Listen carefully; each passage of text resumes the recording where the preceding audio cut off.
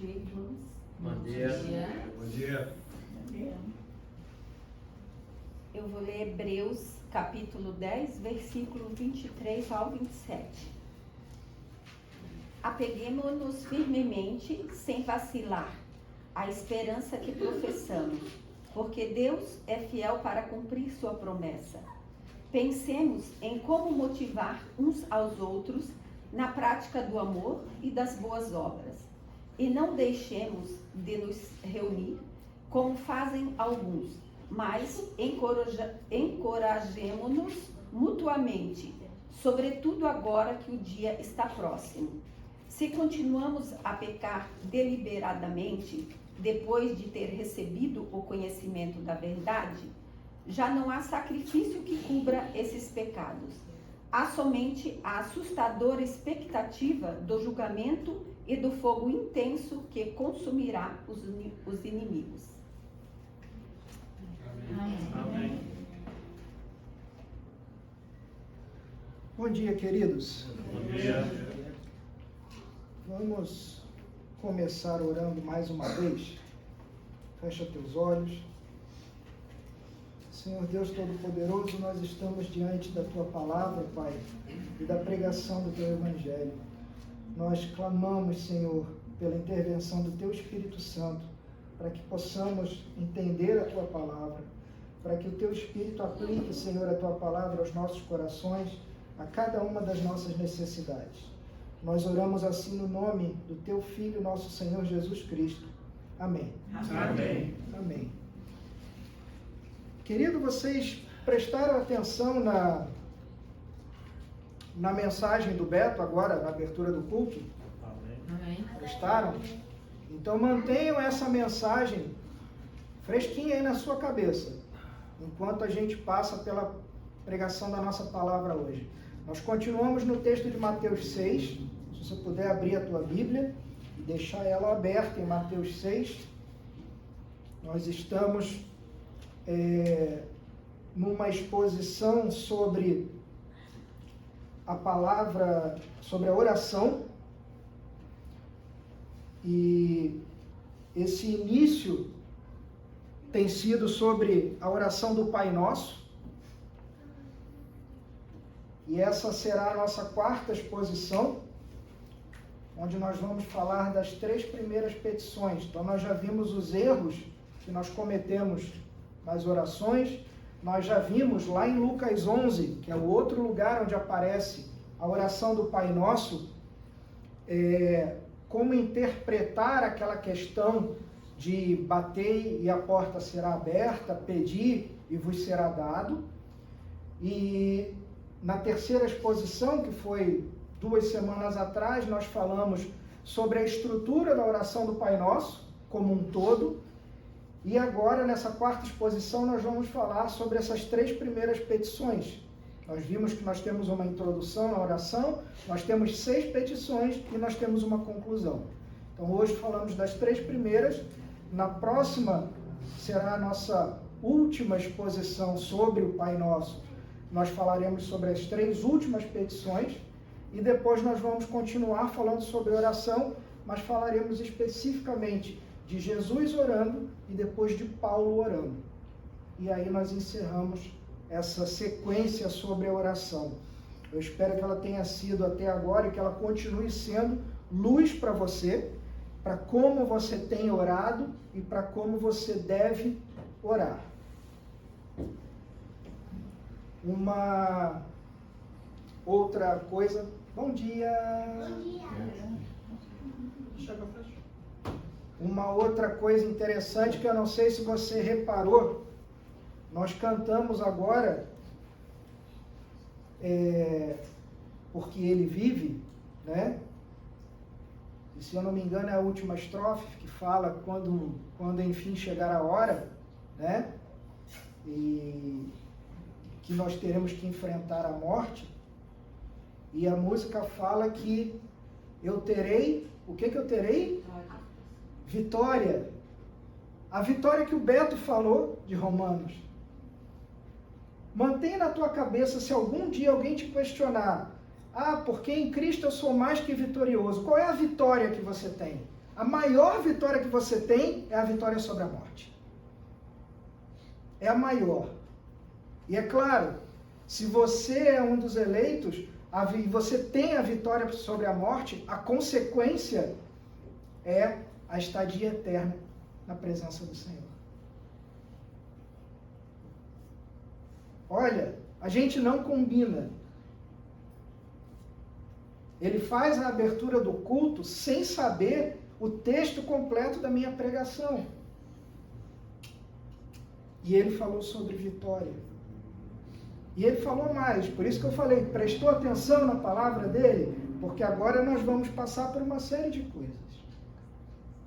Então, continuando a nossa série, a gente hoje fala das 3 primeiras petições, dos 3 primeiros pedidos, né? Santificado seja o teu nome, venha o teu reino e seja feita a tua vontade. Né? E eu já quero começar lembrando algumas coisas que nós falamos dessas 3 petições na exposição anterior, quando nós falamos da estrutura da oração como um todo. Você pode ficar tranquilo, eu mando uma cópia dos slides para vocês não precisam levantar e tirar a foto do slide. Se concentrem na palavra e na exposição e como ela está, como a gente vai seguindo na tua palavra, na tua Bíblia. Então a gente viu, recordando, que em último caso, a oração ela não serve para atender a minha necessidade. Eu não oro para pedir coisas para mim, mas eu oro para trazer glória ao Senhor. Esse é o motivo da oração. No entanto, a gente também viu que a glória do Senhor, ela não está separada do fato dele cuidar de nós. Cuidar de nós é a sua glória. Atender às nossas necessidades é a sua glória. E é por isso que eu falei que o programa de Deus, né, o projeto de Deus, as coisas que Deus planeja fazer, elas são prioridade. Porém, tudo isso é manifesto quando Ele supre as nossas necessidades. E nós vimos os exemplos, né? Quando Deus dá a você e dá a mim o pão nosso de cada dia, Ele está sendo glorificado. Quando Deus perdoa as nossas dívidas, Ele está sendo glorificado. Quando Ele nos livra da tentação, Ele está sendo glorificado. Então, quando essas coisas acontecem, o seu nome é santificado, o seu reino vem e a sua vontade é feita. E, na verdade, falar das glórias de Deus envolve esse cuidar de nós. Então, quando a gente fala dessas belezas do Senhor, nós estamos interligando isso com as nossas necessidades. E hoje a gente vai falar de 3 coisas. A gente vai falar de como as nossas orações têm que focar na pessoa de Deus, no programa de Deus e nos preceitos de Deus. 3 palavrinhas com a letra P, fácil de guardar: pessoa, programa e preceitos. Lembrando, cada uma dessas letrinhas tem a ver com uma petição. Ou seja, santificado seja o teu nome, a pessoa de Deus. Venha o teu reino, o programa de Deus. E seja feita a tua vontade, os preceitos de Deus. Eu chamei essa pregação de hoje de Santo Desejo. Tá? E a gente já começa falando da primeira petição, que é santificado seja o teu nome. Então, o que esse primeiro pedido significa? Vamos começar com uma coisa que não é comum para nós, tá? Principalmente nós brasileiros. Mas a gente tem que lembrar, porque a Escritura fala disso. E nós não pensamos dessa maneira, então a gente sempre precisa fazer esse ajuste com o que a Escritura nos ensina. Então, muito bem. Para nós, nome não quer dizer muita coisa. Nome é uma coisa bonita, que nós escolhemos, ou que alguém escolheu para nós, e que talvez esteja relacionado com um parente nosso, ou um nome que o pai e a mãe gostavam, que fosse. Mas para a gente não vai significar nada ligado à nossa história. Mas na Bíblia, principalmente no Antigo Testamento, nome tem um outro significado. O nome ele era dado às pessoas como sinônimo das características dessa pessoa. Por exemplo, Abraão. Abraão recebeu esse nome porque ele seria o quê? Pai de muitas nações, que é o que significa Abraão. Deus muda o nome dele de Abrão para Abraão, ou seja, Abrão, que significava aquele que fica olhando para o céu para adivinhar o futuro, ele se transforma em Abraão, pai de muitas nações. A mesma coisa vai acontecer com sua esposa, né? Ela passa de Sarai para Sara. Isaías. Isaías tem 2 filhos. Vocês já viram os nomes dos filhos de Isaías? É algo dificílimo. Mas o nome dos filhos dele significa exatamente alguma relação de Deus com o povo de Israel naquele momento. E ele chama os filhos disso. São frases cumpridas o nome dos 2 filhos de Isaías. A mesma coisa com Jesus. Jesus ganha esse nome, o anjo diz que Maria daria esse nome porque significa, porque ele salvará o seu povo dos seus pecados. Então os nomes nessa história bíblica, eles tinham a ver sempre com as características de alguém, com os atributos de alguém, e o nome de Deus também vai seguir no mesmo caminho. Ele tem a ver com os atributos do Senhor, tem a ver com as qualidades de Deus, com a pessoa de Deus. Então, quando a Bíblia fala para a gente não tomar o nome de Deus em vão, nós ficamos com aquela ideia de que é usar a palavra Deus. A questão aqui, querido, não tem nada a ver com a palavra Deus. Da mesma forma que eu não posso dizer para você, olha, não use Rodrigo em vão. Não tem significado nenhum. Foi o nome que eu recebi. Mas santificar o nome de Deus é diferente. Diz respeito a honrar o nome dessa pessoa, a reputação dessa pessoa. Santificar o nome de Deus tem a ver com eu me preocupar com a honra do Senhor. E sabe por que você e eu temos que fazer isso? Que a primeira pessoa que vai nos dar o exemplo disso é o próprio Deus. Deus honra no próprio nome dele. Olha o 3º mandamento.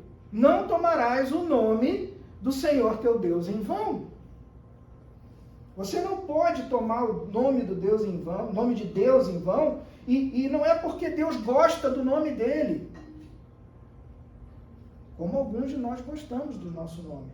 É porque a honra de Deus, a pessoa de Deus, o caráter de Deus, todas essas coisas estão em jogo quando o nome de Deus é usado.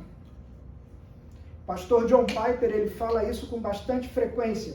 Deus tem paixão por sua própria glória e ele zela pelo seu nome.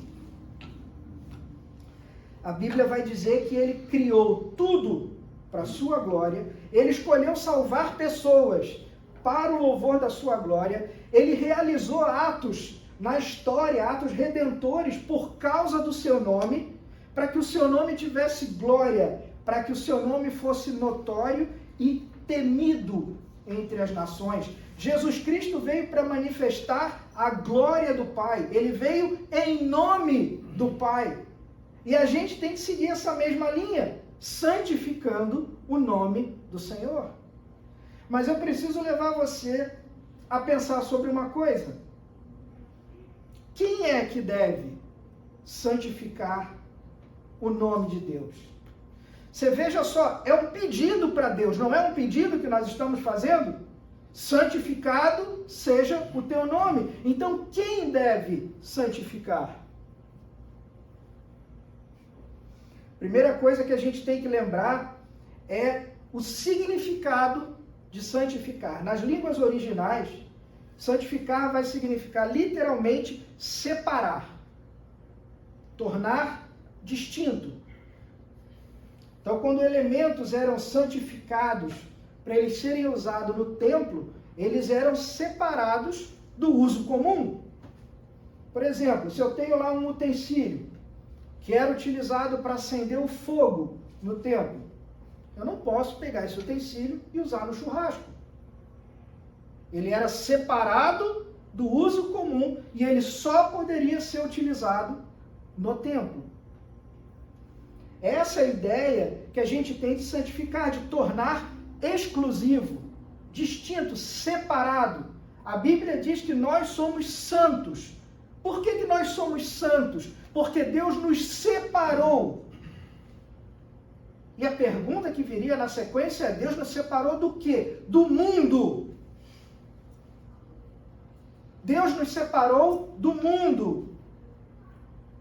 A oração de Jesus, está lá em João 17, vai dizer que ele não quer nos tirar do mundo. Ele clama ao Pai: peço que não os tire do mundo. Mas ele nos separa do mundo. Já falei isso uma vez. Não dá mais para você ter as mesmas amizades, não dá mais para você ver os mesmos filmes, não dá para você escutar as mesmas músicas. Beto acabou de falar aqui na abertura do culto. Transformação. Não dá para ouvir o Evangelho e ficar igual.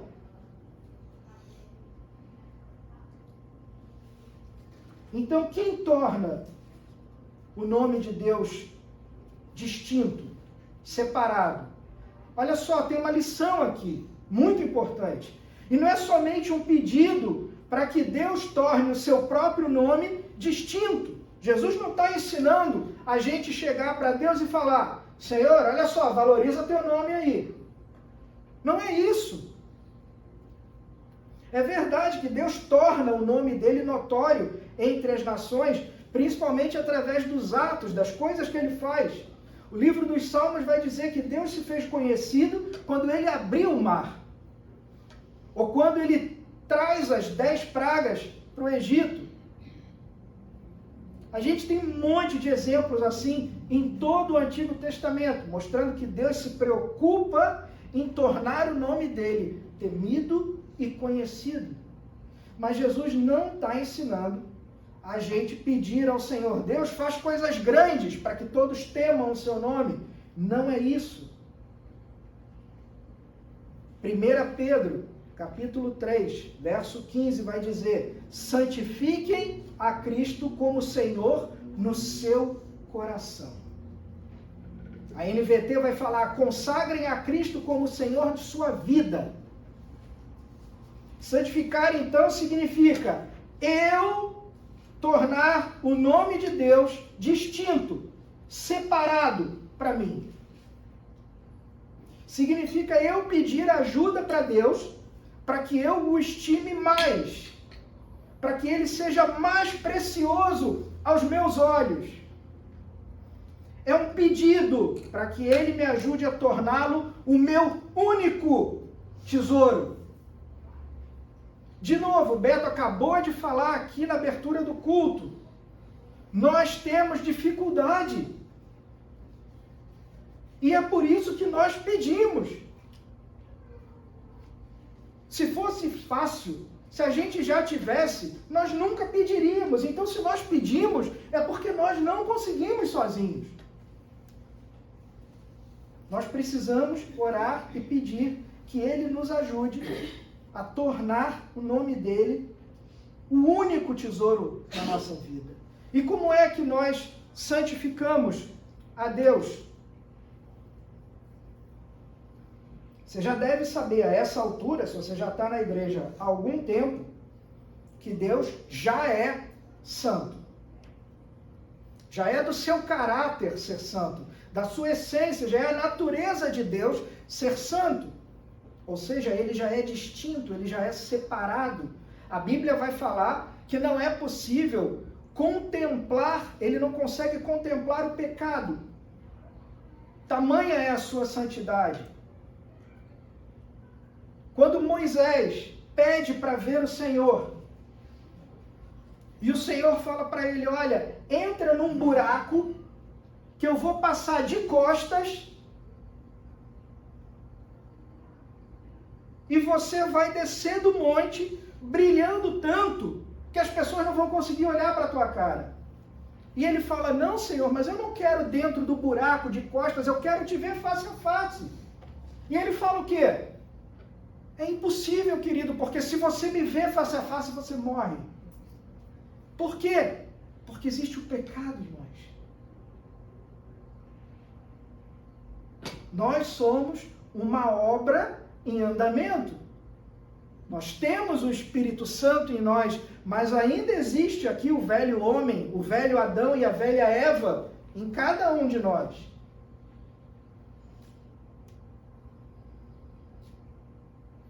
Então eu não torno Deus mais santo do que Ele já é. Então o que significa santificar o seu nome? Tem a ver com eu me preocupar com a sua honra e valorizar o seu nome mais do que tudo. Jesus está ensinando a gente a focar aquilo que tem maior valor. Quando Ele ensina os discípulos a orar, aqui em Mateus 6, lá em Lucas 11, da mesma maneira, Ele está querendo ensinar a eles a focar nas coisas mais preciosas da vida. E isso, querido, não significa uma vida sem sofrimento. Significa o nome de Deus magnificado. E nós começamos o culto falando de mensagens pessimistas. Então, se agarra a tua cadeira. Jesus Cristo nos ensina a orar sobre o nome do Pai tornado santo. Ele quer que a gente se preocupe mais com a glória do nome dele do que com o nosso bem-estar. Isso é importante, gente, presta atenção, porque muitas vezes, eu te diria que a maioria das vezes, essas duas coisas não andam juntas. Muitas vezes o meu bem-estar, ele é perturbado, mas o nome de Deus é glorificado. Duas histórias na Bíblia. Antes de eu trazer mais uma vez um testemunho pessoal meu. João 11. João 11 vai trazer a história de Lázaro e as suas duas irmãs, Marta e Maria. E ali é dito que Jesus amava Marta e Maria. Mas quando Jesus sabe que Lázaro vai morrer, o que ele faz? João 11 vai dizer que ele se demora lá no local onde ele estava mais 2 dias. E a tua pergunta é a seguinte: bom, mas se ele amava tanto Marta e Maria, por que ele demorou 2 dias a mais, sabendo que Lázaro ia morrer? Por que ele não se adiantou? Sim, ele amava Marta e Maria, mas era mais importante Marta e Maria conhecerem a glória do poder do seu nome do que serem libertas do sofrimento. Você entende isso, querido? Se você não entende, abre a tua Bíblia em João 11, por favor. Abre a tua Bíblia em João 11. Não se esqueçam, sejam como os bereanos. O que eu falo aqui, o que o Beto fala aqui, não tome por verdade. Abra a palavra, confira. A tua Bíblia não pode ser só para passear no domingo. João 11. João 11, no versículo 4, eu vou ler aqui para você a tradução da NVT. João 11, 4 diz: quando Jesus ouviu isso, ele disse: a doença de Lázaro não acabará em morte. Ela aconteceu para a glória de Deus, para que o Filho de Deus receba a glória por meio dela. Querido, Jesus recebeu glória por causa da doença e da morte de Lázaro.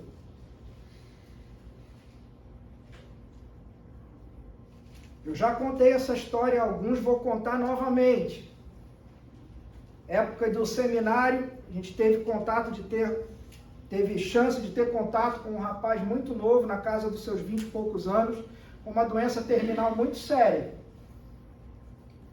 E isso acontece N vezes, em N lugares. Então, o que tornava aquela experiência distinta era esse rapaz sempre sorrindo pedir às pessoas que não orassem pela cura dele.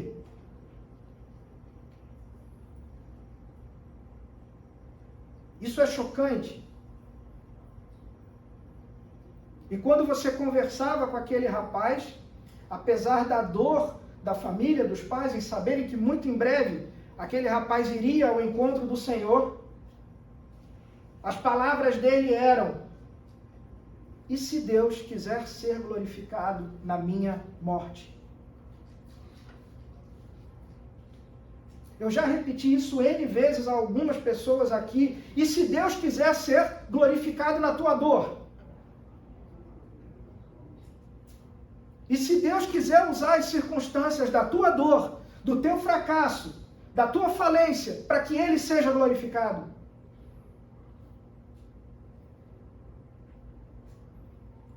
A mesma coisa vai acontecer com Paulo. Eu falei que eram duas histórias na Bíblia. Paulo recebe o espinho na carne. E ele pede 3 vezes ao Senhor: Senhor, tira o espinho. E Deus fala para ele. Qual é a resposta de Deus? Não, a minha graça te basta. A gente não sabe qual é o espinho na carne.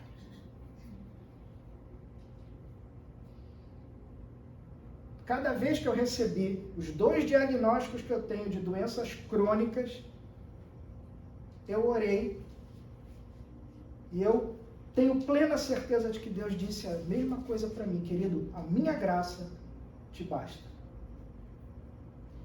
Ou seja, Paulo vai falar logo na sequência que ele se alegra no poder de Deus, porque o poder de Deus se aperfeiçoa na fraqueza.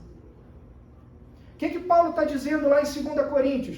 Ele está dizendo que a sua alegria é porque, mesmo em meio à dor, no caso dele, a dor de ter um espinho na carne, ele viu o poder de Deus se manifestar na sua vida.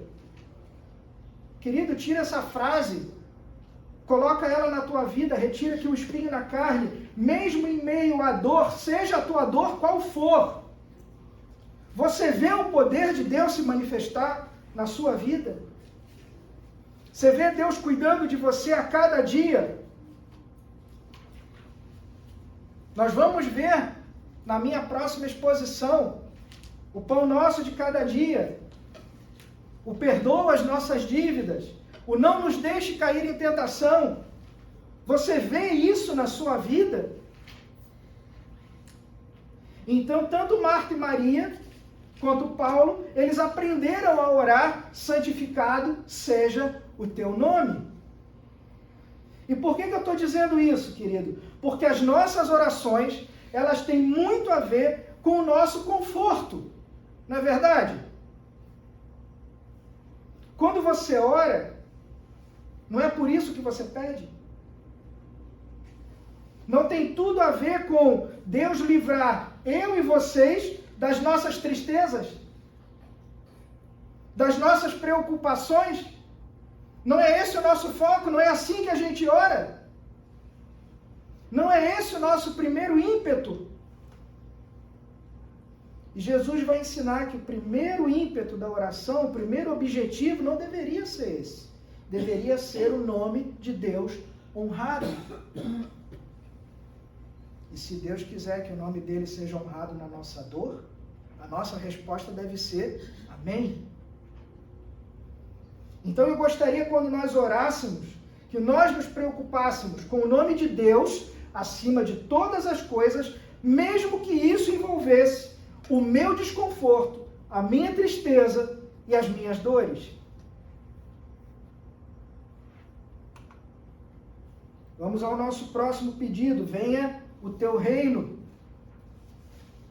E nem sempre isso vai arder no nosso coração, mas deveria arder.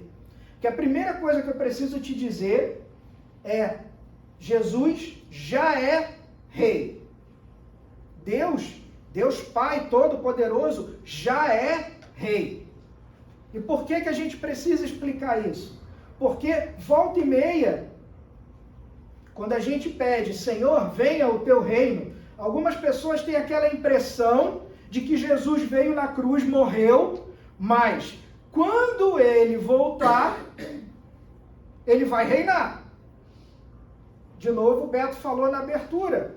Nós já passamos pela criação, nós já passamos pela queda, nós já passamos por toda a preparação que Deus faz para que ele venha a sua primeira vez. Ele veio, ele promete que ele vai voltar. Ou seja, agora a única promessa que nós temos é a volta dele. Ele já é rei, ele já reina. Ele não reina quando ele voltar. O Novo Testamento diz que o seu reino já foi inaugurado. Ele já reina e nós precisamos aprender a reconhecer a realidade desse reino. Mas nós estamos fazendo uma oração pedindo que o seu reino venha. Então, o que esse texto está nos ensinando? Assim como o seu nome já é santo, Deus também já exerce domínio. E a ideia de reino aqui não é um reino físico. Muitos cometem esse erro e levam isso, às vezes, até para a nação de Israel. Não é um reino físico. Nós estamos falando aqui de domínio, de controle. Mas esse reino messiânico, que Jesus inaugurou aqui no presente, ele é invisível. Uma vez ele chega, na Bíblia está registrado que chegaram para Jesus e perguntaram assim: Senhor, quando é que vai ser o momento do Senhor revelar o reino?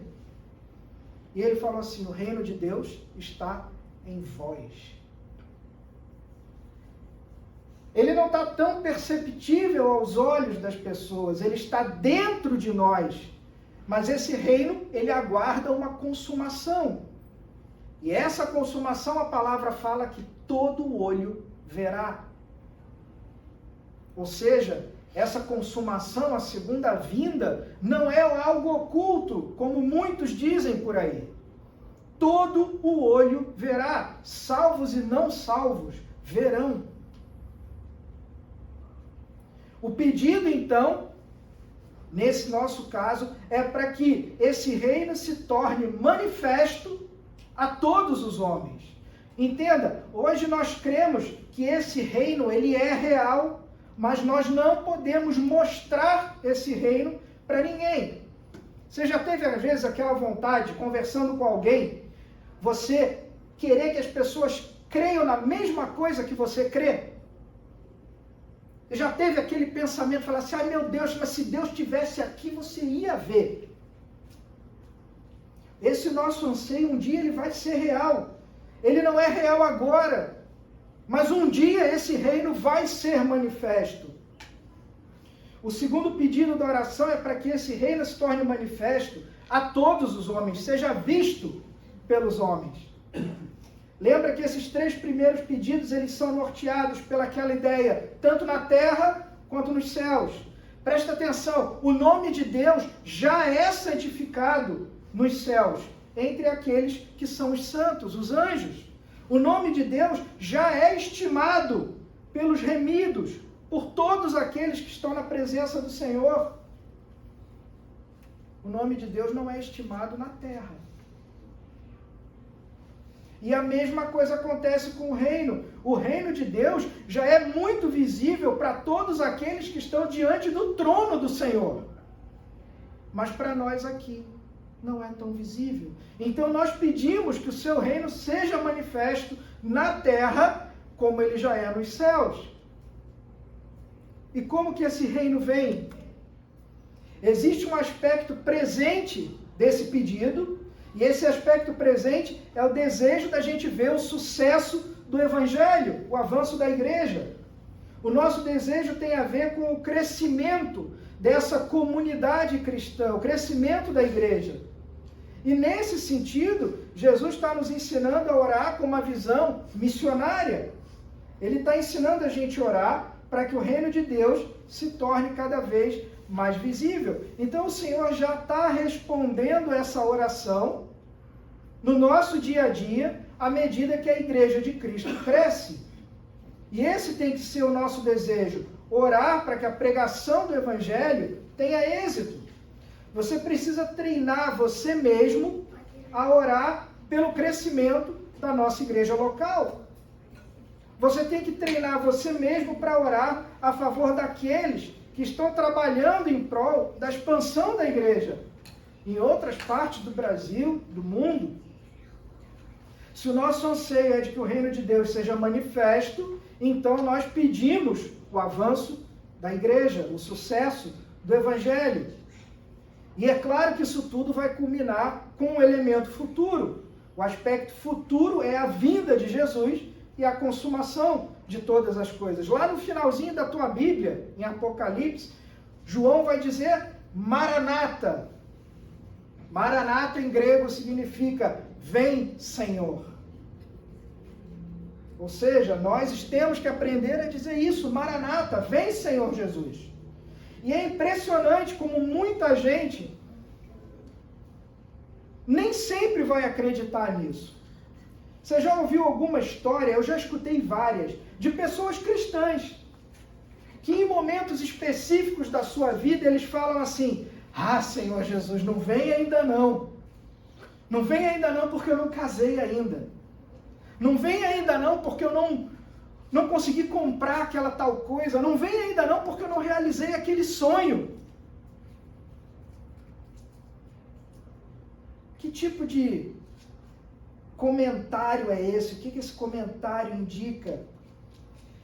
Como o Beto falou no início, as pessoas, por mais que elas creiam na segunda vinda do Senhor e que essa vinda será gloriosa, parece que as coisas daqui são mais preciosas para nós do que as coisas do reino de Deus. Essas pessoas, elas querem curtir as coisas daqui. A maioria das vezes a gente está falando de coisas boas. Casar não é algo ruim. Eles estão querendo, não estão querendo nada de ruim, mas eles não aprenderam, nós não aprendemos a ter gosto pelas coisas de lá. Então você percebe como a gente está preso a esse mundo? Como a gente está preso a esse sistema? Então, quando a gente ora, a gente não ora assim, Senhor, venha o teu reino. A gente ora, Senhor, venha o teu reino. Sem vontade. Falta paixão por desejar a realização do programa de Deus, dos planos de Deus. E a gente precisa se lembrar de que o reino de Deus, ele tem um opositor. Um opositor que não se compara nem em glória e nem em força, mas é um opositor. Satanás é príncipe desse reino, desse império das trevas. E ele vai tentar fazer o possível para que o avanço e o crescimento do reino de Deus seja impedido. Ele não tem tanta força como nós atribuímos. Muitas vezes, ele é muito forte, mas Deus é muito mais. Precisamos sentar e falar um pouco, às vezes, de escatologia para entender que a igreja viverá a grande tribulação e que no momento, por mais que você ache que as coisas estão ruins, nós não estamos vivendo a grande tribulação. Satanás está preso. É o que fala o livro do Apocalipse. Poxa, Rodrigo, mas se ele está preso e o negócio está como está, imagina quando ele for solto, que é a grande tribulação. Pois é, mas esse tem sido o meu recado. Esse tem sido o recado do Beto. E nós estamos presos às coisas desse mundo.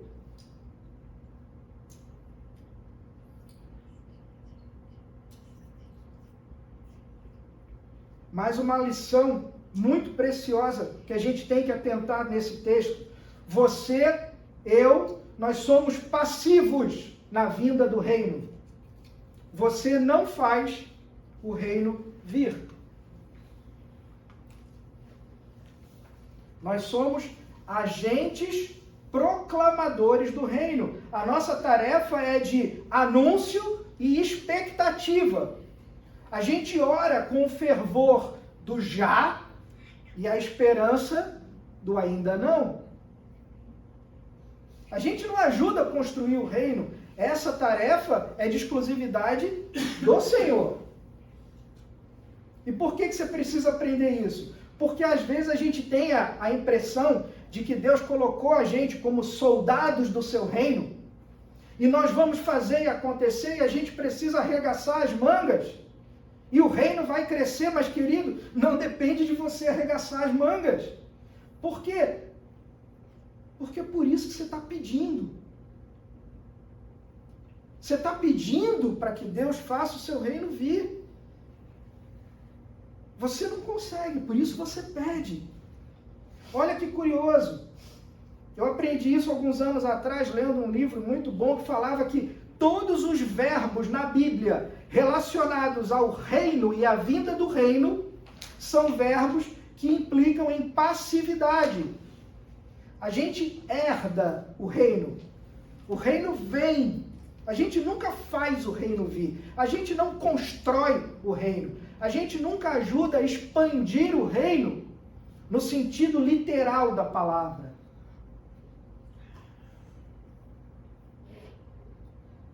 Por que eu quero que você entenda isso? Porque Deus não precisa nem de você e nem de mim. Você e eu, nós não somos indispensáveis ao Senhor. O reino, querido, vem com você ou sem você. Então eu não estou te dizendo isso para que você cruze os teus braços. Não é isso. É para você entender que não tem nada que você possa fazer e que Deus depois diga para você assim, bom, agora é contigo, querido, porque eu já fiz a minha parte. Não. O reino é coisa do rei, é projeto do rei, é programa do rei, é plano do rei. Ele vai fazer o reino acontecer. Agora ele te dá a glória de ser súdito dele. Nós somos meros agentes que proclamam o reino. Eu sou arauto do rei. Você sabe o que significa arauto, querido? Eu sou mensageiro, eu sou porta-voz. Eu sou aquele que faz as proclamações em nome do rei. Eu ando juntinho do rei. Quando ele quer que algo seja dito, eu falo por ele. A nossa tarefa é de anúncio e expectativa. Pode parecer pouco, mas não é pouco. Eu quero que você tenha essa expectativa, que ela seja ardente em você e em mim. A gente precisa ter esse fervor na nossa oração, o fervor do já e a esperança do ainda não. E eu vou para o nosso último pedido. Seja feita a tua vontade. E de qual vontade Jesus Cristo está falando aqui? Vocês vão encontrar algumas pessoas dizendo que nós temos que orar para que os planos de Deus sejam cumpridos, os seus decretos sejam cumpridos. Isso é muito bonito. Mas não combina com o nosso contexto. Porque o texto, na oração de Mateus, fala: seja feita a tua vontade, assim na terra como nos céus. Ou seja, os decretos de Deus, eles já são cumpridos, tanto na terra como nos céus, plenamente, o tempo todo. Você não pede para os decretos soberanos de Deus sejam cumpridos, eles já são. Então, qual vontade não é cumprida na terra como ela já é cumprida nos céus? E aqui eu quero te lembrar uma distinção importante que a teologia faz e que nos ensina. Não se trata do que nós chamamos de vontade decretiva de Deus. Que vontade é essa, Rodrigo? É quando Deus quer fazer alguma coisa na tua vida, na minha vida, Ele realiza por causa da soberania dEle, do seu poder. Essa vontade sempre é feita na terra e no céu. O texto que nós lemos, ele se refere à chamada vontade preceptiva do Senhor. Ou seja, os mandamentos de Deus. Um exemplo para você. 1 Tessalonicenses 4,3 fala assim, que a vontade de Deus é esta, a vossa santificação. Essa vontade ela não é cumprida na terra, como ela é no céu. É dessa vontade que Jesus nos ensina a pedir que seja cumprida na terra como ela já é nos céus. Muitas vezes nós desobedecemos os mandamentos de Deus. Não tem nada a ver com Deus realizar os seus planos. Tem a ver com Deus realizar a vontade dele em nós e através de nós. Por que essa lição é importante? Porque muitas vezes nós fazemos orações dizendo: Senhor, se for da sua vontade que isso aconteça. E o que a gente quer dizer com se for da sua vontade? A gente quer dizer algo do tipo: olha, se isso estiver nos seus planos, se estiver no teu propósito, se esse estiver entre os teus decretos. Quando a gente fala dessa vontade de Deus na oração, a gente quase sempre se refere aos decretos de Deus. O problema, querido, é que esses decretos de Deus nós não conhecemos. Você não sabe e eu também não sei. Deus não vai revelar o que vai acontecer na tua vida, no próximo mês, no próximo ano. A gente não sabe. Então, a gente só envolve a vontade de Deus nas nossas orações para aquelas coisas que nós não sabemos. Abre a tua Bíblia na primeira carta de João, lá no finalzinho da Bíblia, 1 João, capítulo 5. Lá no finalzinho, vem de trás para frente ali, Apocalipse, Judas, vai encontrar as cartas de João e as cartas de Pedro. Abre em 1 João. Abre em 1 João capítulo 5.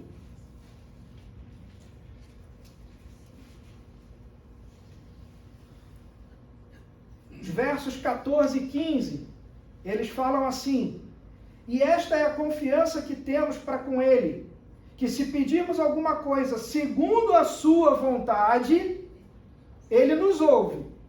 E se sabemos que Ele nos ouve, quanto ao que lhe pedimos, estamos certos de que obtemos os pedidos que lhe temos feito. A NVT vai dizer: estamos certos de que Ele nos ouve sempre que lhe pedimos algo conforme a sua vontade.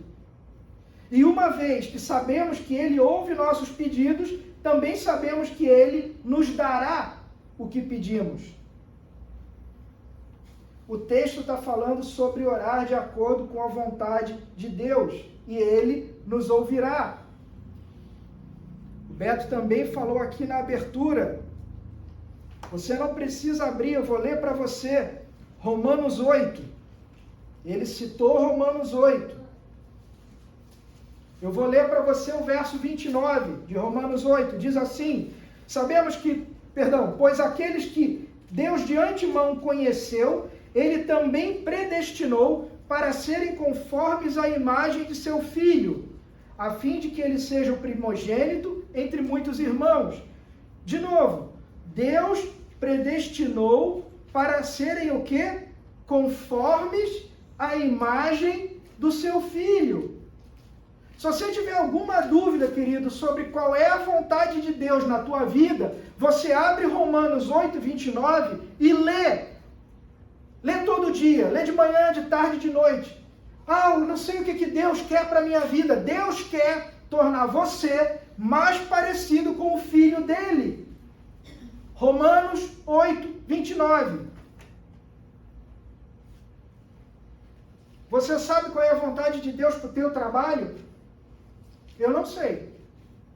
Eu não sei se amanhã eu vou ser demitido, promovido, se vão me mover para uma outra cidade. Aqui eu não sei se os nossos jovens vão entrar na faculdade A ou na faculdade B. Eu não sei, querido, se o meu filho ou a minha filha, se ele vai se tornar membro dessa igreja, se ele será convertido. Eu não sei se o meu filho e a minha filha, se eles estão doentes, se eles vão ser curados. Eu não sei de nada disso.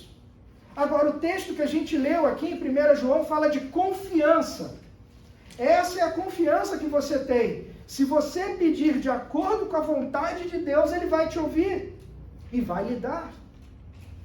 E como que eu posso ter confiança em coisas que eu não sei? Em coisas que Deus não me mostrou? Eu queria que você atentasse para o fato de que João vai gastar boa parte dessa epístola dele falando sobre andar nos caminhos de Deus, sobre fazer aquilo que é santo. Portanto, orar de acordo com a vontade de Deus tem mais a ver com orar de forma santa, porque essa é a vontade que nós podemos conhecer na palavra, antes de orar de acordo com coisas que Deus não mostrou para a gente. Entenda que orar de acordo com a vontade de Deus não é uma adivinhação. A gente já fez essa oração, eu já fiz essa oração, Senhor, eu gostaria de ter minha casa quitada no ano que vem, se for da tua vontade. A gente pede coisas que a gente não sabe, aí a gente inclui o se for da sua vontade. E de novo, isso parece para nós crentes mais uma daquelas palavras mágicas. Em nome de Jesus, se for da tua vontade. Orar de acordo com a vontade de Deus é orar de forma que combine com aquilo que Deus ama. Então tem a ver com a vontade de preceito, a vontade preceptiva de Deus. Tem a ver de acordo com as coisas que são santas, justas, boas, puras. Eu vou orar por essas coisas e Ele vai me dar porque Ele disse que Ele quer me dar. Então tem mais a ver com aquilo que é revelado na palavra antes daquilo que é secreto. A vontade decretiva de Deus, ela é secreta, nós não sabemos. E eu queria que você aprendesse isso. Seja feita a tua vontade é desejo de obedecê-lo. Igual aos outros dois pedidos, nós não pedimos que Deus haja à parte, separado de nós, mas eu quero que Deus haja em nós. Nós pedimos para que Deus nos habilite a fazer o que devemos fazer. De novo, o Beto falou isso. Nós estamos dizendo, Senhor, me ajuda a cumprir a tua vontade. Da maneira que os remidos já cumprem lá no céu. É um pedido de quem sabe que tem dificuldade de obedecer, embora queira obedecer. Uma vez já conversei aqui com algumas pessoas, eu falo isso muito para minha filha, que tem 16 anos. Minha filha, aqui está a verdade. Eu sei que é difícil, eu sei que é complicado, mas às vezes ora ao Senhor dizendo, Senhor, eu não consigo, mas eu quero conseguir. Ele sabe que nós não vamos conseguir sozinho. A oração é para que nós peçamos a Ele aquilo que Ele quer nos dar. Reconhecer essa dificuldade, essa limitação que nós temos. E por isso nós pedimos. A gente já sabe que lá na consumação de todas as coisas, a gente vai ter obediência plena. 2 Pedro 3,13 fala que nos quais os céus, né, nova terra, novos céus, nos quais habita a justiça. Então lá a vontade de Deus está feita. E será feita na nova terra como já é nos céus. O nosso anseio tem que ser que essa vontade aconteça aqui no presente em nós. A nossa oração deveria ser, Senhor, me dá a graça de ser santo agora. De lutar para te obedecer agora. E o próprio João já vai falar também na epístola dele, se nós confessarmos os nossos pecados, ele é fiel e justo, não só para perdoar, mas nos purificar de toda injustiça. Ou seja, esse tem que ser o nosso anseio para o Senhor. Esse tem que ser o nosso pedido do Senhor. Senhor, eu não quero só que o Senhor perdoe as minhas dívidas, mas eu quero que o Senhor não me deixe cair em tentação.